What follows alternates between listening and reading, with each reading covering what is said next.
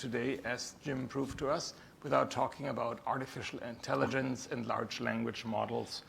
I typically say artificial intelligence is autocorrect on steroids, because all a large language model does is it predicts what's the most likely next word that you're going to use, and then it extrapolates from there. So not really very intelligent. But obviously the impact that it has on our lives, on the reality we live in, is significant. Do you think we will see LLM written code that is submitted to you as a pull request? I'm convinced it's going to happen, yes.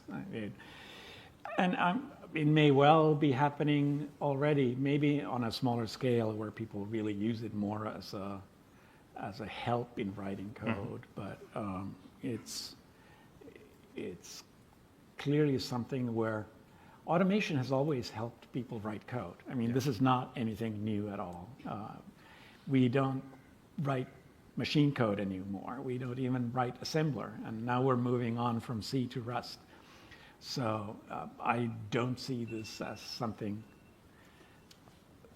as revolutionary as all the news talk is every day about AI.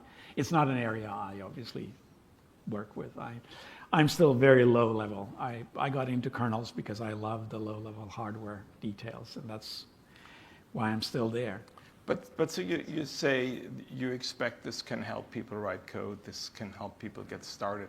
But then if we look at the previous conversation and the challenges around code reviews and maintaining, so do you think that large language models will get to the point that they can help us review code, that they can help maintain subsystems? I hope, because that's certainly one of the areas which I see them really being able to shine, to find the obvious stupid bugs. Because, I mean, how many people here are actually programmers in this room?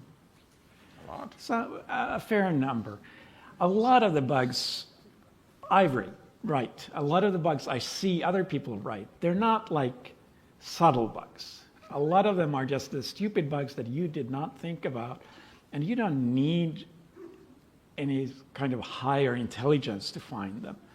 But having tools that warn, I mean, we have compilers that warn about the obvious, really obvious ones, but having LLMs that warn about slightly more subtle cases where it may just say, this pattern does not look like the regular pattern. Are you sure this is what you mean?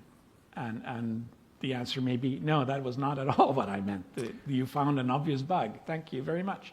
So I do think that LLMs are going to be a big, you call them disparagingly, like autocorrects on steroids. And I actually think that they're way more than that, and how most people work is, we all are autocorrects on steroids to some degree. And I see that as a tool that can help us be better at what we do. But I've always been optimistic. The whole hopeful. Hopeful was the word you had. Yes. Helpful, hopeful, and humble. Hopeful and humble, that's my middle name. But on the other hand, I mean, I have been so optimistic that 32 years ago, I was stupid enough to think that you can write a better kernel than anybody else.